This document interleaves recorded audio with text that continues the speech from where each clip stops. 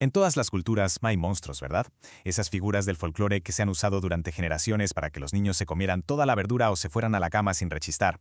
Pues bien, hoy vamos a sumergirnos en la historia de uno de los más fascinantes del imaginario valenciano.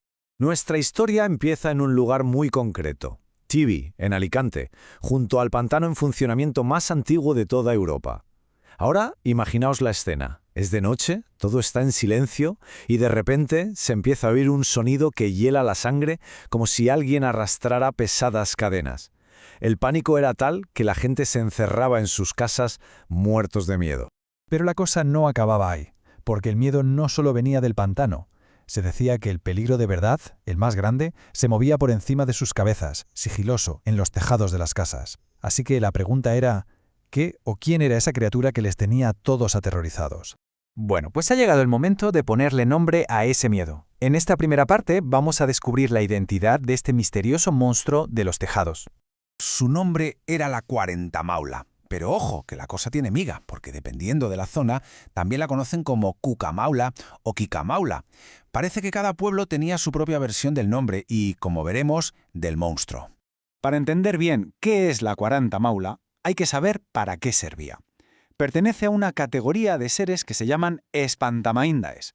Para que nos hagamos una idea, son el equivalente valenciano del hombre del saco o del coco. Figuras creadas con un propósito muy claro: dar miedo a los niños para que obedecieran. Y esta frase lo deja clarísimo. Era la advertencia típica de padres y abuelos. El mensaje era directo: pórtate bien, vete a la cama, haz los deberes o ya sabes quién vendrá a buscarte. Vale, ya sabemos su nombre y su trabajo. Pero, ¿qué era exactamente la Cuarentamaula? ¿Y cómo se las apañaba para aterrorizar tanto a niños como a mayores? Que es que no era un monstruo cualquiera, ¿eh? Se decía que era un ser casi demoníaco, con una misión muy específica: llevarse a los niños desobedientes. Y su táctica era pura astucia. Se escondía en los cañaverales, merodeaba por los tejados y, lo más retorcido de todo, asustaba a los adultos con ruidos para que salieran de casa y, en ese momento, ella aprovechaba para entrar y llevarse a los críos. Esta cancioncilla popular resume la leyenda a la perfección. Fijaos en las dos claves: su obsesión por los tejados, desde donde vigilaba y atacaba, y lo más importante, su increíble capacidad para cambiar de forma. Y es que esa habilidad para transformarse nos lleva a lo más fascinante y, la verdad, lo más inquietante de este ser: su naturaleza polimórfica. Podríamos llamarlo las 1000 caras del mal. Es que la Cuarentamaula no tenía una sola apariencia, y eso la hacía todavía más terrorífica.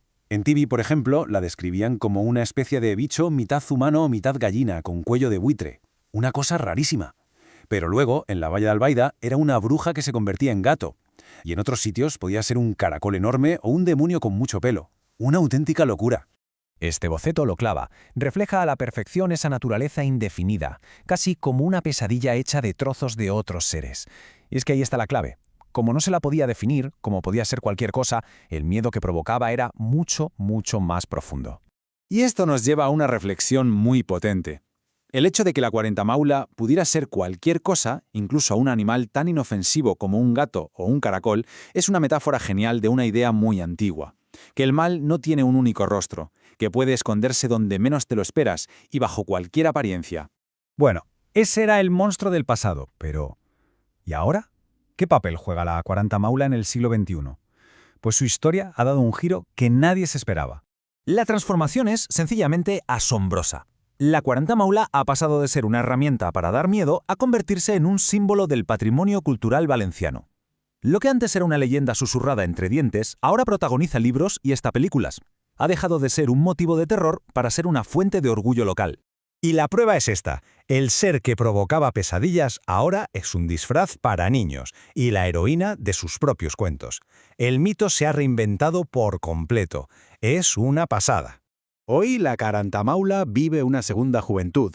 Es la estrella de libros, salen cortometrajes sobre monstruos valencianos y es una pieza clave de proyectos educativos que buscan recuperar este imaginario. Vamos, que el monstruo ha vuelto, pero esta vez ha vuelto para enseñar.